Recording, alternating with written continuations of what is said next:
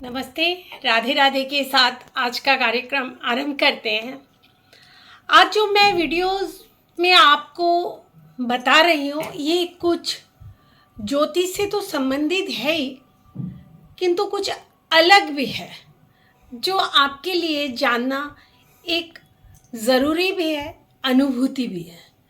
अनुभूति मैं इसलिए बोल रही हूँ कि आप जिसकी भी आराधना करते हैं, साधना करते हैं, उनके बारे में आपको जानना चाहिए।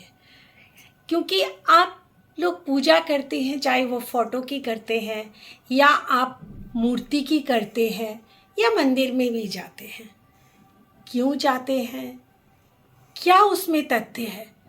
कुछ तो ऐसे भी लोग हैं भाई बंधु के दूसरों को देख के भी जाते हैं।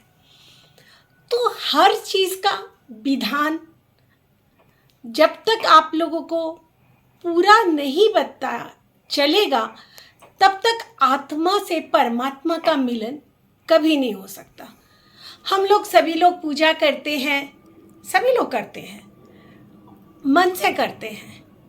अब मन से कितना करते हैं उसका थर्मामीटर नहीं मिलता, तन से कितना करते हैं वो दिखता है।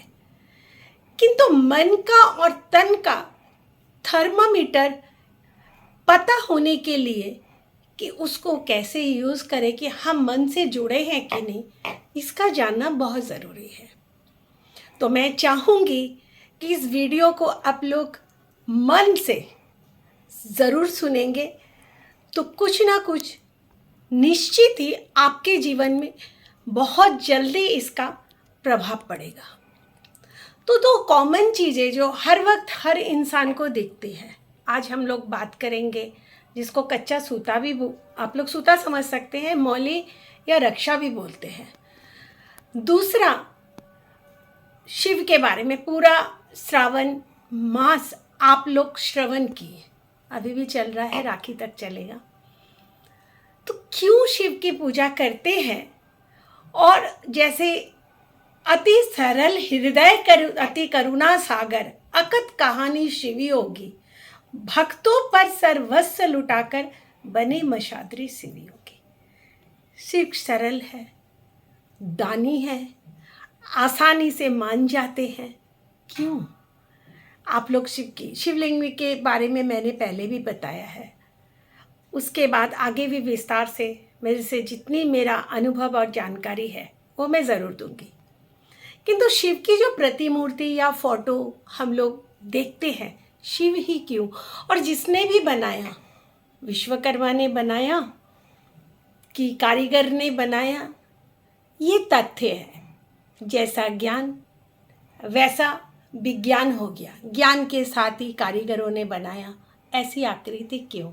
आकृति तो किसी और तरह की भी हो सकती थी। तो उसके बारे में भी मैं विस्तार से जितना हो सके इस वीडियो में मैं जानकारी दूंगी। इससे क्या होगा, जैसे आप लोग किसी से प्यार करते हैं तो उसके बारे में जानकारी लेते हैं कि ये जो मैं उसके क्लोजली आप होते हैं तो उसके बारे में जानकारी चाहते हैं कि वो कैसा है, क्यों है। तो क्या आप शिव की आराधना साधना करते हैं, उनके बारे में नहीं जानना चाहेंगे? बड़े बड़े गुरु महाराज अपने हिसाब से समझाते हैं, मैं ये नहीं बोल रही, मैं बहुत जान रही। किंतु जो सरल छोटे छोटे बच्चे हैं, यंग हैं, सब शिव की पूजा कर रहे हैं। सावन मास जल ढालना है, शिव जी की पूजा करनी चाहिए, सब जानते हैं। तो इसके बारे में भी मैं बता रही हूँ। और अब आते हैं रक्षा या मौली भी बोलते हैं। ये रक्षा बंधन में ही रक्षा बंधवानी चाहिए, ऐसा नहीं है। देखिए, कच्चा सूत्र जो रक्षा कवच या धागा बांधते हैं उसमें दो कलर होते हैं, लाल और पीला। तो हरा नीला भी तो हो सकता था, आपने कभी सोचा लाल और पीला क्यों? क्योंकि रक्षा में या रक्षा बंधन में भी जो भाई बहन को भी कलाई में बांधते हैं उसमें लाल पीला होना ज़रूरी है। मैंने पीले रंग का विस्तार से इससे पहले वीडियो में बताया है, आप उसको देख सकते हैं। गुरु बृहस्पति सब पे कृपा करे। जैसे सबके पास तो नहीं होता कि आप लोग बृहस्पति का रोज माला करें, जाप करें, पूजा करें या पुखराज पहने, संभव नहीं है, क्योंकि इस समय हम लोग जो ज़िंदगी जीते हैं वो कर्म प्रधान है, किसी न किसी कर्म से जुड़े हुए हैं। दूसरा है मंगल। मंगल किस लिए होता है? मांगलिक कार्य के लिए नहीं। आप जो भी रिश्ते में बंधे हुए हैं, पति पत्नी का, बच्चे, भाई बहन, जितने भी हम लोगों के रिश्ते हैं, सामाजिक और भौतिक, जो भी सुख चाहिए, किसी को घर चाहिए, किसी को वर चाहिए, किसी को गाड़ी चाहिए, खाने को दाना चाहिए ना, ये सब मंगल देते हैं। तो बृहस्पति और मंगल की कृपा बनी रहे और किसी भी मुसीबत में आप नहीं पड़े। ये दोनों ग्रह नहीं की कृपा बने रहने से ज़िंदगी में बहुत तरह की कष्ट आ सकते हैं। आप लोग जानकार हैं, भोगते भी हैं। तो रक्षा हमेशा बंधवा के हाथ में रखना चाहिए। ये कवच होता है, इसमें मेल फीमेल, औरत लड़की बोलकर कुछ नहीं होता। पत्नी भी बांध के रख सकती है, और हर लड़के को जो जीविका उपार्जन के लिए है, छोटे भी है बड़े हैं, रक्षा जरूर बांधे। रक्षा कवच इसीलिए होता है कि हर त्यौहार में, मैंने इससे पहले वीडियोस में भी बोला है कि आप रक्षाबंधन के दिन ब्राह्मण से बंधवाते हैं। घर में कोई अनुष्ठान होता है, ब्राह्मण बांधता है, अच्छी बात है। किंतु कई बार क्या होता है, रक्षा बेरंग हो जाता है। आप देखना, बांधते बांधते रंग उतर जाता है, स्वाभाविक है।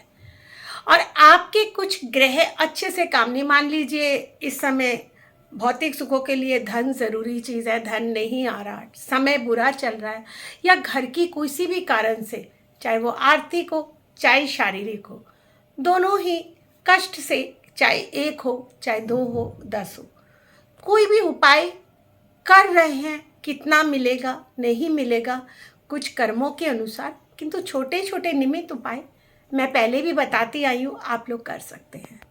तो रक्षा ज़रूर बनवाए। अगर वो रंग उतर जाए तो आप दूसरा रक्षा, सबसे पहले जो शादीशुदा है, वो अगर घर में उनकी माँ नहीं है, पिता नहीं है, या कोई और नहीं है, बेटी बड़ी नहीं है, तो अपनी पति से बनवाए। और पति अगर पत्नी से रक्षा बनवाता है तो वो महालक्ष्मी का सम्मान होता है। तो पत्नी से भी आप लोग रक्षा बंधवा सकते हैं। माँ है, परम पूजनीय है, ये तो है ही। इसमें जिसकी बेटी है, पत्नी नहीं है, कोई कुंवारे है, शादीशुदा नहीं है, माँ है, बहन है, बेटी अगर शादीशुदा नहीं है तो बेटी कहाँ से आएगी? किसी से भी, बंधु है, भाई है, अपना रक्षा ज़रूर बदलते रहे। और मैं तो कहूँगी जब समय अच्छा नहीं हो तो 8-10 दिन के अंदर आप लोग रक्षा बदलते रहें।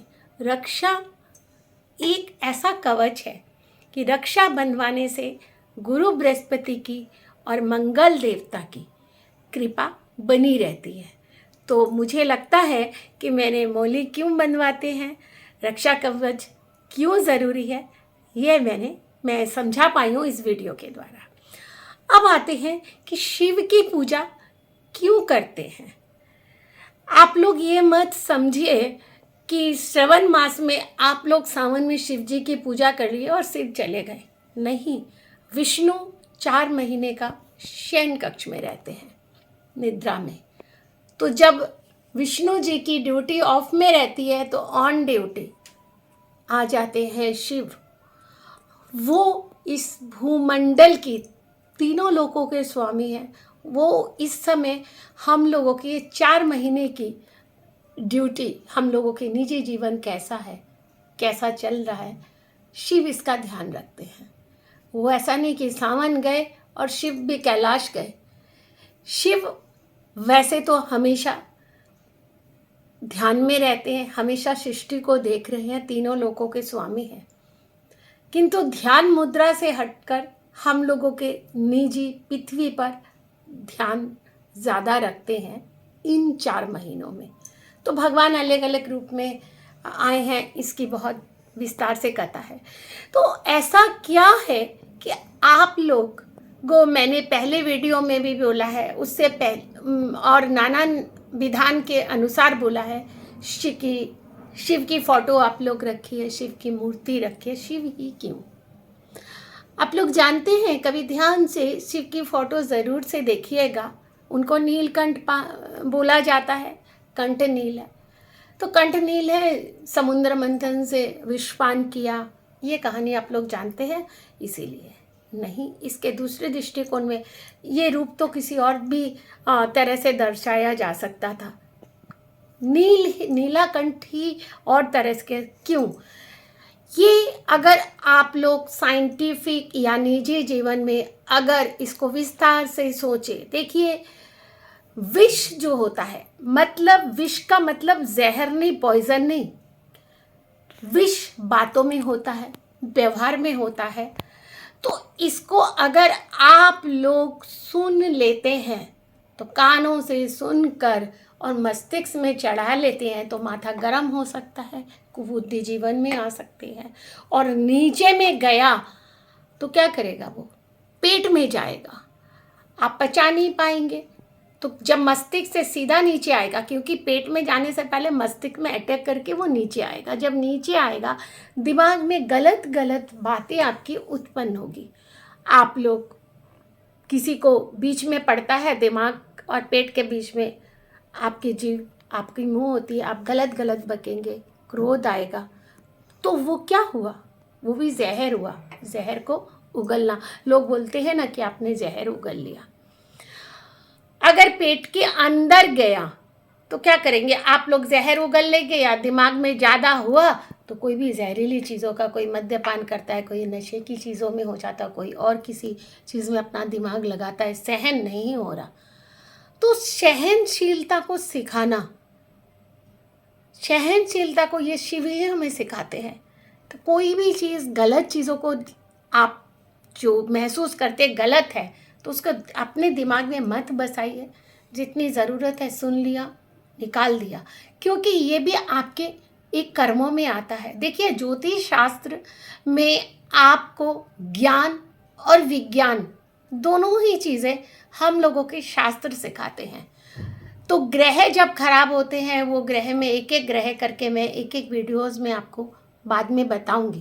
तो अभी जब जो मैं बोल रही हूँ कि शिव की पूजा ही क्यों श्रवण में नहीं, 12 महीने करिए शिव की फोटो बेडरूम में, क्योंकि सहनशीलता के देवता हैं, पारिवारिक हैं, सामाजिक हैं, सब लेके चलते हैं एकमात्र शिव।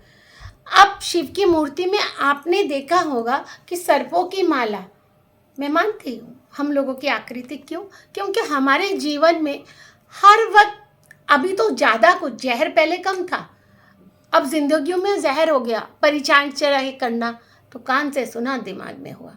किसी कोई आपके पीछे शत्रु पड़ गया, हम लोग बोलते हैं ना, शत्रु है, किसी ने बुरा कर दिया, इसको काटिए, उसको अपनाइए, ऐसा विधान मैं भी वीडियोस में बोलती हूँ, और भी गुरु लोग आप लोगों को बोलते हैं। शिव क्या सिखाते हैं कि हर वक्त हम लोग तो काल के बीच में ही है, काल को लेके चलना चाहिए। आप लोग जब बुराई में से ही अपने आप को पूरा नियंत्रण करेंगे, वो संयम ही तो शिव सिखा रहे कि जहर के बीच में भी हम लोग पॉइजनस नहीं होंगे। हम ना कुछ खराब सोचेंगे, ना कुछ निजी जीवन में करेंगे। तो इसी को दर्शाता है कि वो सर्पों की माला अपने कंठ पे लेकर हम लोगों की जो छवि है हम लोग देखते हैं। तो मुझे लगता है, हालांकि ये प्रकरण बहुत बड़ा है, तो इसीलिए शिव की पूजा और शिव परिवार को लेके, शिव देखिए कितने पारिवारिक है। देखिए, अभी श्रावण जाएगा, उसके बाद ही माँ भगवती की कृपा होगी, उससे पहले गणेश जी को आएंगे, तो पारिवारिक है। फिर कार्तिक में कार्तिक की पूजा आती है, लक्ष्मी की पूजा आएगी, सरस्वती की पूजा आएगी, तो कितने पारिवारिक है। वो सबको एक की बात, पूरी परिवार को इस कैलाश से इस भूलोक में रहते हैं, कोई और भगवान लाते हैं नहीं। और सबकी कृपा हर इंसान पे बनी रहे, तो कितने सरल है, कितना सोचते हैं। किंतु आपको मैं इनका वर्णन क्यों बता रही हूँ?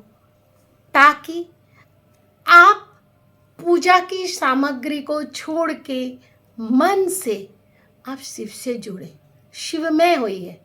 क्योंकि शिव हमको लोगों को सिखाते हैं कि जितने भी खराब समय आए, कोई कुछ भी बोले उसका मुकाबला करना।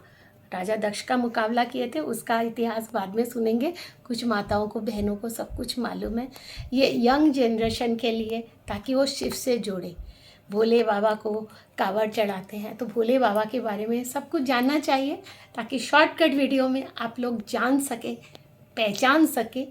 आप लोग तन और मन, तन से तो सेवा सभी कोई कर रहे हैं, मन से जुड़ी है, शिवमय हुई है।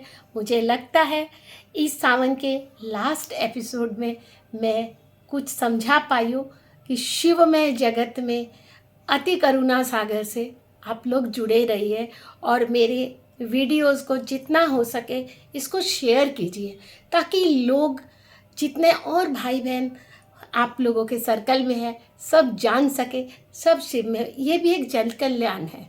इसी के साथ में अपने वीडियो को समाप्त करती हूँ। नमस्ते।